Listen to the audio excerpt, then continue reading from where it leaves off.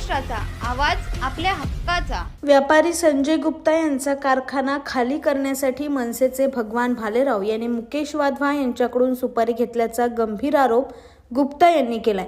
सोमवारी रात्री काही महिलांनी संजय गुप्ता यांच्या कारखान्यात विनापरवाना घुसून दुकानाचा ताबा घेण्याचा प्रयत्न केल्याचा आरोप गुप्ता यांनी केला। तसेच भिंत देखील बांधण्याचा प्रयत्न झालाय। या प्रकरणी रात्रि उशिरा विठलवाड़ी पुलिस ठाण्यात गुन्हा दाखल झाला। सर, ये हमारा मामला कोर्ट में चल रहा है। पिछले 36 महीने से मैं कोर्ट में भाड़ा भर रहा हूँ। उसका पुरावा मेरे पास है, अभी टिल डेट का भी मेरे पास पुरावा है। लेकिन ये मुकेश वाधवा ने इनको भगवान भालेराव को सुपारी दिया है कि ये कंपनी खाली करा के दो, तो भगवान भालेराव ने अभी सुपारी का काम चालू किया है। तो वो सुपारी लेके अभी उसने 20 लेडीज लोग को भेजा है और ये आप देख रहे हो जबरदस्ती मेरा दरवाजा बंद किया और हमारे आदमी लोगों को मारा है। और वहां पे 15-20 लड़के लोग और 8-10 लेडीज लोग। मैं पूना में था, ऑन द वे था, मुझे फोन आया। मैंने डीसीपी साहब को भी फोन किया था, पटवल साहब को भी फोन किया। फिर हमने 100 नंबर पे डायल किया तो पुलिस आई। पुलिस आने के बाद उन्होंने यहाँ का फुटेज वगैरह सब लेके गए। आपको फुटेज मिलेगा, लेडीज लोग को भी लेके। इसके पहले भी मेरे फैक्ट्री में घुस के जबरदस्ती झंडा लगाया था और तोड़फोड़ किया था, जिसके ऊपर 12 लेडीज के ऊपर ऑलरेडी एफआईआर हो चुका है। उसके बाद भी अभी ये वापस से इन्होंने हरकत चालू किया है। तो ये शहर में कहीं ना कहीं वापस से गुंडागर्दी चालू करने का कोशिश कर रहे हैं, व्यापारियों को दबाने की कोशिश कर रहे हैं। जो चीज का मैटर कोर्ट में चल रहा है, कोर्ट में बाकायदा टिल डेट तक मैं भाड़ा भर रहा हूँ। कोर्ट में न जाके ये ऐसे गुंडों को वो सुपारी देके ये भगवान भालेराव मेरे ऊपर प्रेशर बना रहा है। अभी उसने फोन भी किया था पटवल साहब को प्रेशर देने के लिए कि हमारा लेडीज लोग को तुमने क्यों अरेस्ट कर रहे हो। तो ये सब बातें शहर के लिए बहुत ही खराब है।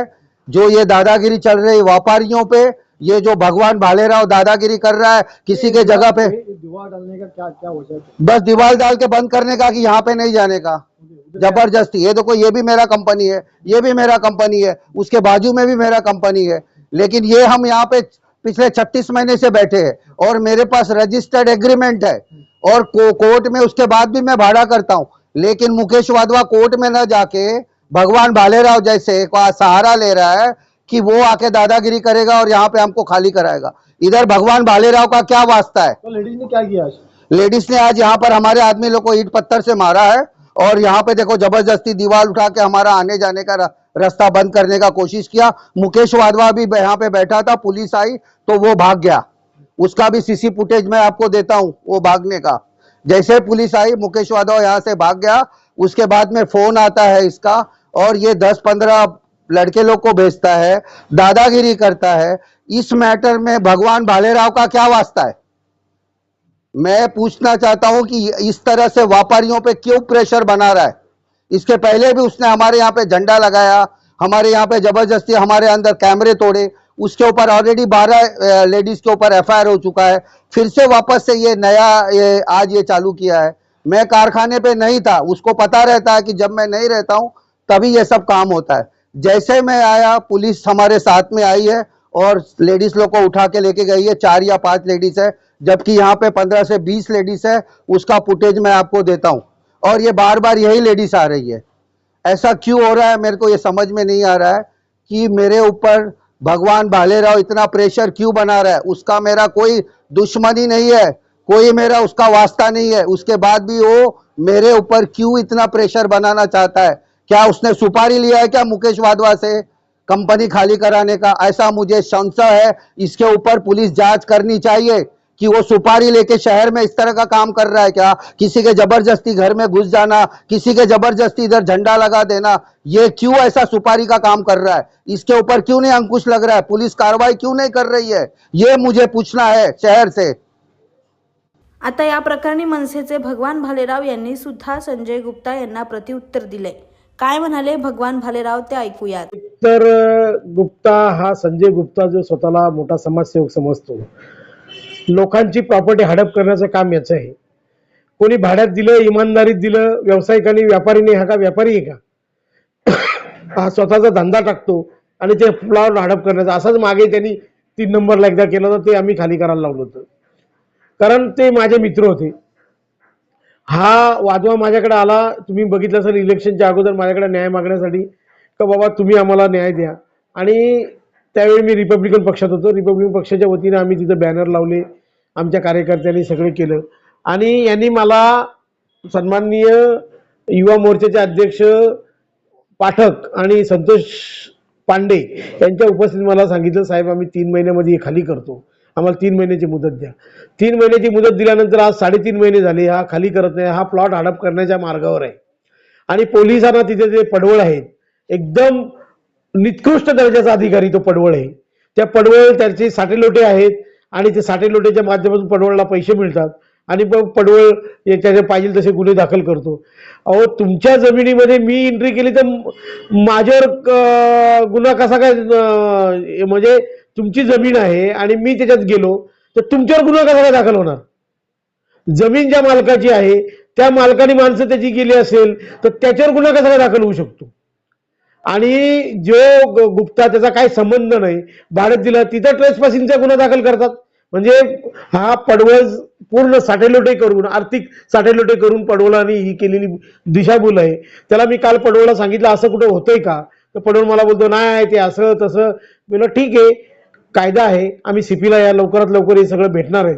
सीपीसी या संदर्भात बोलणार आहे असा अधिकारी जो लोकांच्या जमिनी हडपतो, ज्यांना लोकांना दादागिरी करतो आणि त्या माध्यमातून आता तुम्हाला माहिती आहे इलेक्शनच्या अगोदर त्याच्यावर 376चा गुन्हा, रेपचा गुन्हा दाखल झालेला आहे. अशा महिलांच्या संदर्भात किती गुन्हे आहेत ते आता असती ओपन होतीलच. त्यांचं जे प्रकरण ते न्यायप्रविष्ट असं त्यांचं म्हणणं आहे, वादवान त्यांच्यामध्ये तुमचा हस्तक्षेप करण्याचं न्यायप्रविष्ट प्रकरणच नाही, हा भाडा भरतोय कोर्टात.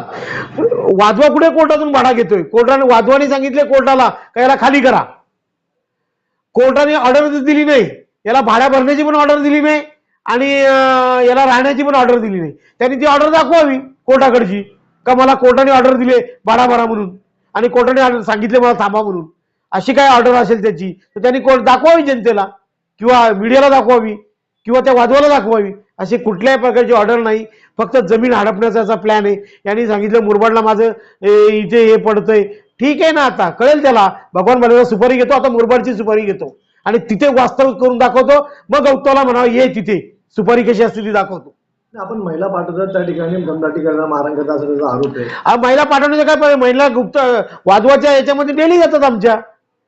काय नवीन गोष्ट आहे का? गेली वर्ष 1.5 वर्षापासून त्या महिला तिथे कामानिमित्त जातात, बसतात त्याच्याकडं, चहा पाणी घेतात, त्याला चर्चा करतात, तो काम देतो त्यांना.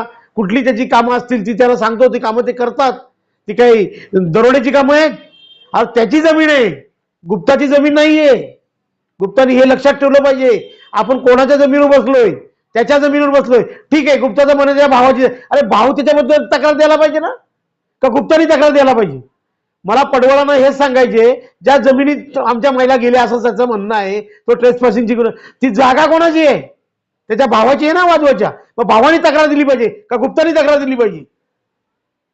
हे चुकीचं आहे सगळं. हे पोलिसांच्या साठेलोटे. आता मी डीसीपी साहेबांशी रात्री बोललोय, एसीपी साहेबांशी बोललोय, आज मी त्यांचं बघतो, नाही तर सीपी साहेबांना जाऊन, नाहीतर होणारे गृहमंत्री जे असेल त्यांना जाऊन या सर्व सविस्तर यांची माहिती देणार आहे. आणि ह्या कुठल्या परिस्थितीत असा दडपशाहीने लोक व्यापाऱ्यांच्या दादागिरी करणारा हा जो गुप्ता आहे, संजय गुप्ता, त्याच्या नावाने तो जो उद्योग करतो, त्याला त्याची जागा दाखवल्याशिवाय आम्ही राहणार नाही.